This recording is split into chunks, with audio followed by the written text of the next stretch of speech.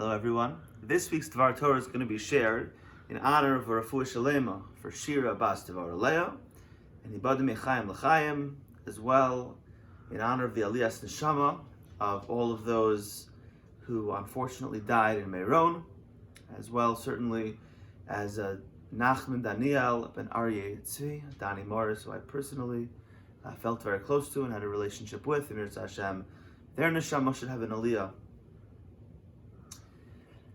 As we continue from this period of time, from Pesach to Shavuos, and we focus on the transition, what it means to truly go from slavery to freedom, to go from a place of being lowly and being servants to Paro, and to uplifting ourselves in just a few short weeks, to being servants to the Rebbeinu Shalom, to living a life of purpose and a life of meaning.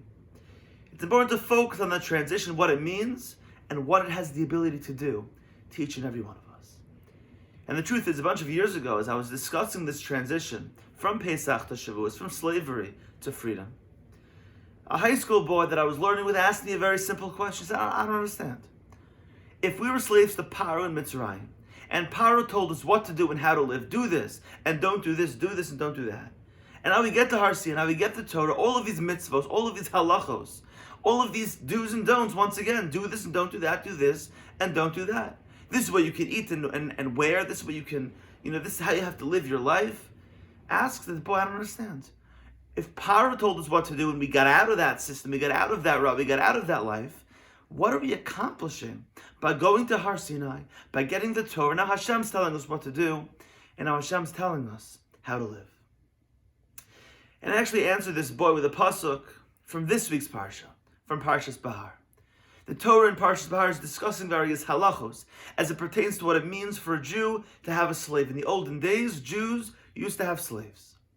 And the Torah says, in discussing what it means for a Jew to have a slave, Lo sirda bo befarech, that if a Jew has an eved, that if a Jew has a slave, he can't give him work, befarech. What does that word befarech mean? So the Befarech Rashi tells us on our Parsha Rashi, based on Chazal, Melacha Shelo L'Tzorach.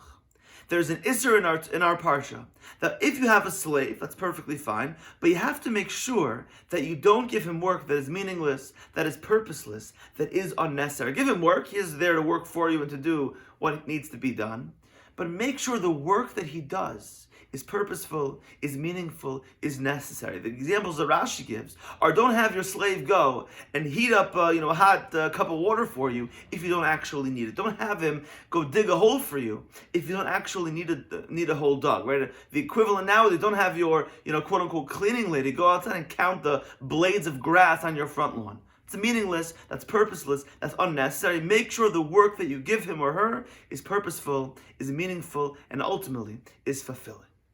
And the truth is, this word befarech appears in one other place in the Torah, and that's in the context of Yitzias Mitzrayim, what it means to be a slave in Egypt. The Torah describes our avdus, our servitude, our slavery in Mitzrayim as avodas perach. What does that mean? Based on the pasuk in Parshas Behar, very, very simply. The Torah is telling us that being an eved, being a slave in Mitzrayim, was the most purposeless, meaningless existence that we could possibly have. We'd wake up in the morning without any purpose, without any meaning. We'd build these huge cities of Pitom and Ramses, put our blood, our sweat, our tears into doing what the Mitzrayim asked of us, what Paro wanted from us. And ultimately the quicksand would take hold and everything would collapse, everything would fall down. We'd wake up in the morning without a purpose, without a mission. There was no reason or rhyme behind what we would do and how we would spend our days. And Hashem ultimately brings us out of Mitzrayim. We leave Pesach, we head to Shavuos. And it's true that the Torah is also full of a lot of do's and a lot of don'ts, but it's a fundamentally different type of avdos, a fundamentally different type of slavery. It's a slavery where Hashem shows us and tells us, guys and girls, this is a way to live a meaningful life. This isn't a slavery. This isn't an avdos like you experienced in Mitzrayim that was purposeless and meaningless. Rather, it's a way to get up in the morning and to say that I'm living a life of purpose. I'm living a life of meaning. And ultimately, that's what it means to be a Jew. That's what the transition is from Pesach to Shavuos. It's about transitioning from infusing our lives with that sense of purpose and with that sense of meaning. And as I continue to share words of Torah in honor of Refuah Sheleimah for Shira Bat Devorah Leah. Again, Joey and Shira people, I keep saying it, but I can't say it enough. People who infuse their lives, their community, everything that they touch, and everything that they do with a sense of purpose and with a sense of meaning. And again, Hibada Mechaim L'chaim.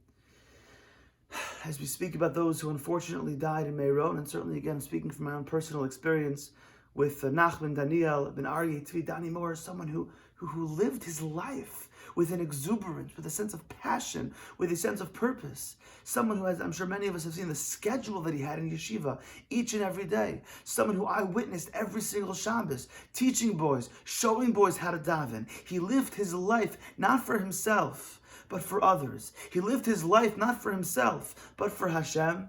And that's really what each and every one of us must learn from them and must learn hopefully for our own lives. How can I wake up in the morning and say, I'm not just going to go through the motions, but I'm really going to make a difference. I'm really going to have an impact and hopefully live a life that is infused with a sense of purpose, with a sense of holiness, and with a sense of meaning. And Amir Tzashem in that merit, again, may Shira Bat Devorah Leah for Refuah Sheleimah. And again, Hibada Mechaim L'chaim. May Nachman Daniel ben Aryeh Tzvi and all of those others who unfortunately perished in Meron have an aliyas neshomah as well. Good Shabbos.